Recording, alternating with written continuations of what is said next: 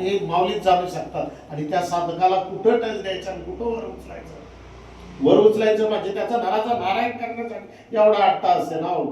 बाकी काय, हा सर्वात्मक गुरुदेव परिवार, त्याचा मला खूप अभिमान आहे.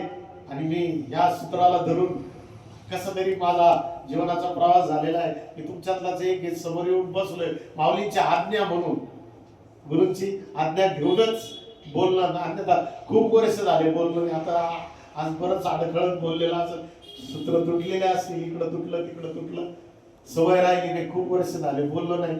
माऊलीने आदेश दिल्यावर मग माऊलींच्या आनंदासाठी हे बोलणं, नाही तर अनुभवाने बोलणे श्वानाचेच भोगणे, अनुभव नसतील तर. पण मग माऊलींचा आदेश सत्संग करायला सांगितला.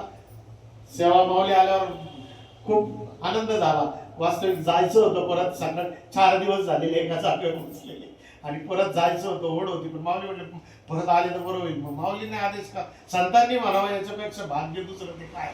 कुठेतरी कोणीतरी म्हणतं आणि आपण त्याच्यासाठी जातो. संतांनी म्हणावं, माऊलींनी म्हणावं चला सत्संगाला, दुसरं कुठं नाही, सत्संगाला. सत्संगाला दारिद्र्याचं निर्मूलन होतं, वैचारिक दारिद्र्य. म्हणजे आपल्यामध्ये निगेटिव्ह विचार जे असतात, नकारात्मक विचार असतात,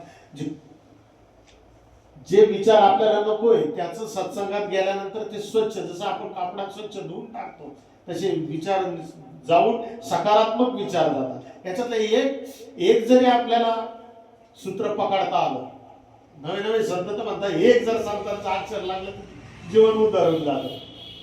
म्हणून म्हणतात सत्संगात बिना कुछ खोए ही सब कुछ पाया जा सकता है.